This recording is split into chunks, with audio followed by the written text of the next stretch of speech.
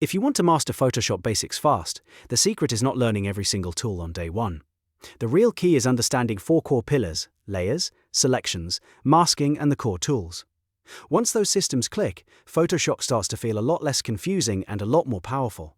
In this video, I'll walk you through the fundamentals step by step, and by the end you'll know exactly how to build a clean, non-destructive workflow.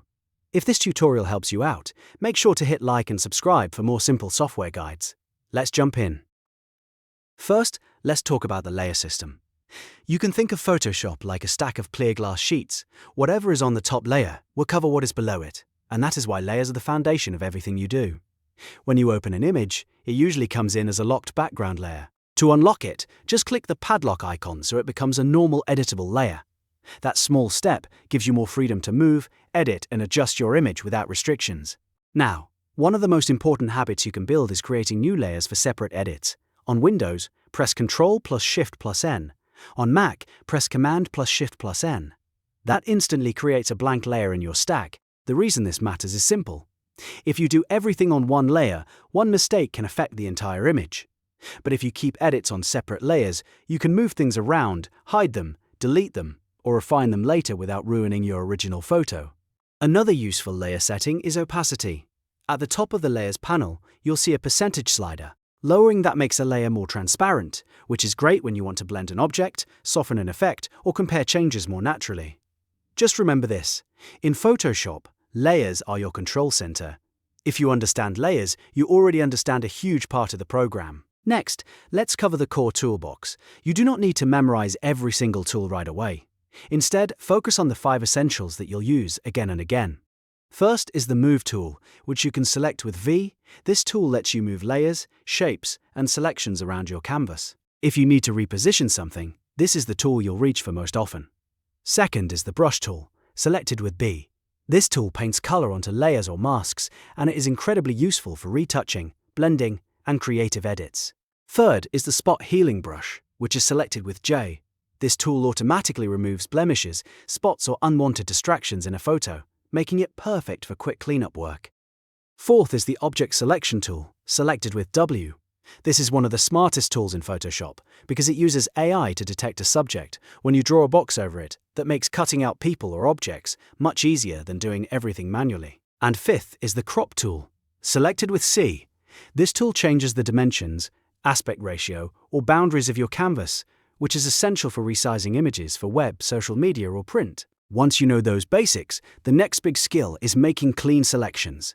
A selection is Photoshop's way of telling the software exactly where you want to edit. When a selection is active, you'll see the famous marching ants outline around the area. That means only the area inside that selection can be painted on, adjusted, or edited. This is incredibly important because it helps you target only the part of the image you want to change. After you finish a selection, you should always deselect it when you're done. On Windows, press Ctrl plus D. On Mac, press Command plus D. This clears the selection so you can work on the rest of your canvas again. A lot of beginners forget this step and end up confused when they try to edit something outside the selected area. So make it a habit. Select, edit, deselect. Now let's move into one of the most important Photoshop secrets: layer masking. If you want to work professionally and non-destructively, you should avoid using the eraser tool whenever possible. The problem with erasing is that it permanently deletes pixels. Once they are gone, they are gone. Layer masks solve that problem by letting you hide parts of a layer without deleting anything. To add a mask, first select the layer you want to modify. Then click the Add Layer Mask icon at the bottom of the Layers panel.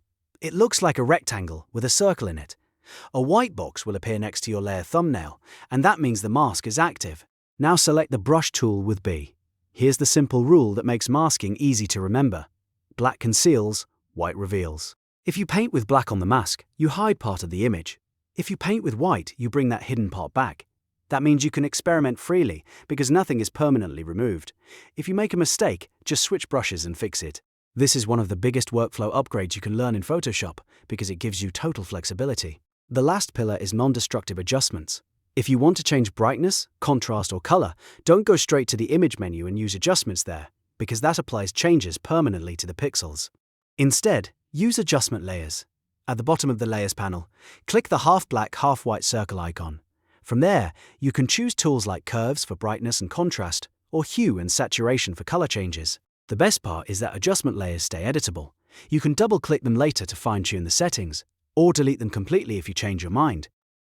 That means your original photo stays safe the entire time. If you want to build good habits in Photoshop, this is one of the most important ones.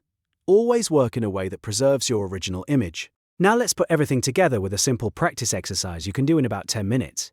Start by opening a landscape photo. Then place an image of a person or object on top using File, then place Embedded. Use the Object Selection tool to select the subject, and then click the Layer Mask icon to remove the original background cleanly. After that, create a Curves adjustment layer above the subject to match the brightness to the lighting in the landscape. That one small project will help you understand how layers, selections, masking, and adjustments work together in a real workflow. If you practice that exercise a few times, Photoshop will start making a lot more sense. Instead of feeling random and overwhelming, it will feel organized and logical. And that is what true Photoshop basics are all about. If this video helped you, please hit the like button and subscribe for more easy step-by-step tutorials. And if you want, keep watching for more beginner-friendly guides that will help you get better at Photoshop much faster. Thanks for watching, and I'll see you in the next one.